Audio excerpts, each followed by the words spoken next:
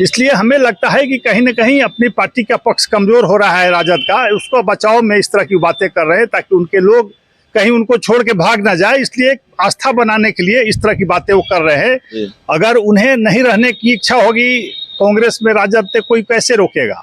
और हमारे अगर जो परंपरा है हमारे देश की, कोई दरवाजे पर आता है तो लौटाता नहीं। संपर्क में है विधायक? देखिए, निश्चित रूप से प्रयास में रहे हैं, पहले भी लोग रहे हैं और अभी भी हमारे शीर्ष नेतृत्व के संपर्क में है। और कुछ नमस्कार, आप देख रहे हैं सिटी पोस्ट और मैं हूं अभिषेक मिश्रा। नेता प्रतिपक्ष तेजस्वी यादव ने एक बयान दिया और उसके बाद लंबे वक्त तक बिहार की सियासत गर्म रही। उन्होंने राष्ट्रपति उम्मीदवार, एनडीए की राष्ट्रपति उम्मीदवार द्रौपदी मुर्मू को मूर्ति बताया और उसको लेकर लगातार बीजेपी की तरफ से बयान सामने आ रहे हैं। यहां तक कि चिराग पासवान ने भी नसीहत दी कि जो उम्मीदवार होता है राष्ट्रपति पद का, वो भी अपने आप में एक गरिमामयी व्यक्ति होता है, उस पर ऐसी टिप्पणी नहीं करनी चाहिए।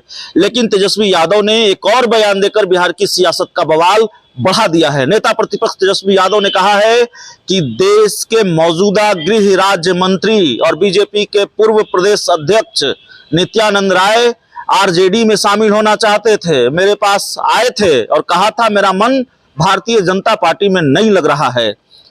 तेजस्वी यादव के इस बयान पर बात करेंगे। हमारे साथ बीजेपी के प्रवक्ता हैं विनोद शर्मा। शर्मा जी, आपकी पार्टी के बड़े नेता हैं, पार्टी के प्रदेश अध्यक्ष रहे हैं और पार्टी के कोटे से देश में गृह राज्य मंत्री हैं, वो आरजेडी में शामिल होना चाहते थे। तेजस्वी यादव ने दावा किया है आज।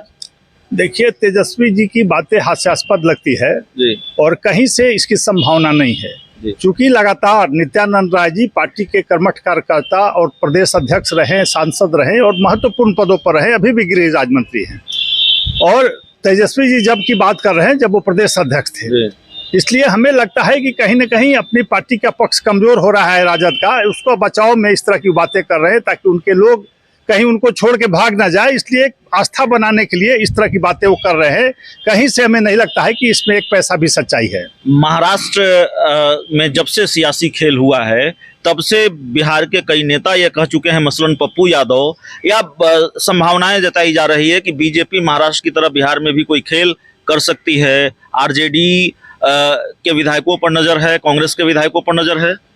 देखिए, किसी को कोई बांध के नहीं रख सकता है और सम्मानित विधायक खुद सक्षम है, समझने वाले हैं कि क्या परिस्थिति है राज्य की और क्या होना चाहिए। अगर उन्हें नहीं रहने की इच्छा होगी कांग्रेस में राजद से, कोई कैसे रोकेगा। और हमारे अगर जो परंपरा है हमारे देश की, कोई दरवाजे पर आता है तो लौटाता नहीं। संपर्क में है विधायक? देखिए, निश्चित रूप से प्रयास में रहे हैं, पहले भी लोग रहे हैं और अभी भी हमारे शीर्ष नेतृत्व के संपर्क में है और कुछ भी हो सकता है। कल कोई आएगा तो निश्चित रूप से हम दरवाजा बंद नहीं रखते हैं।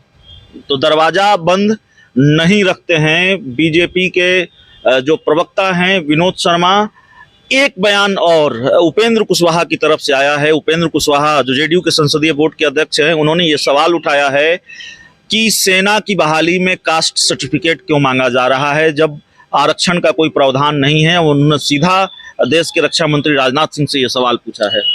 देखिए, शीर्ष नेता हैं जदयू के उपेंद्र कुशवाहा जी, अपनी बात को वो जाकर के मिल करके भी राजनाथ सिंह जी से बात कर सकते हैं। उनको समाचार पत्रों से बचना चाहिए, क्योंकि बहुत लोगों को छपास की बीमारी हो गई है। ट्वीट किया है उन्होंने। ट्वीट भी वही हुआ, ट्वीट हो चाहे फेसबुक हो चाहे न्यूज हो, बात बराबर ही है। तो वो खुद मिल करके उनसे पूछ सकते हैं कि इसकी क्या जरूरत पड़ी, चाहे क्या इसमें आगे क्या। उपेंद्र कुशवाहा को छपास की बीमारी हो सकता है, कोई बड़ी बात नहीं। कई एक बार उनके शीर्ष नेतृत्व में आदरणीय ललन सिंह जी ने, राष्ट्रीय अध्यक्ष ने भी उन्हें सुझाव दिया है, आदरणीय मुख्यमंत्री जी ने सुझाव दिया है कि सभी बातों में पेपर और मीडिया में नहीं जाना चाहिए। वो आदरणीय मुख्यमंत्री जी भी बात करके पूछ सकते हैं, आदरणीय ललन सिंह जी भी इसकी चर्चा कर सकते हैं, तो निश्चित रूप से उनको जवाब मिल जाएगा। लेकिन उपेंद्र कुशवाहा जी चूंकि हमारे संगठन के महत्वपूर्ण नेता है, इस तरह की बातों से उनको बचना चाहिए, क्योंकि विपक्ष इसको अपने ढंग से देखने लगता है। तो चलिए, हमारे साथ विनोद शर्मा जी थे, बीजेपी के प्रवक्ता, उनसे हम बातचीत कर रहे थे। एक नहीं कई सवाल, और सबसे बड़ा सवाल कि क्या नित्यानंद राय आरजेडी में शामिल होना चाहते थे, जो दावा तेजस्वी यादव ने किया है।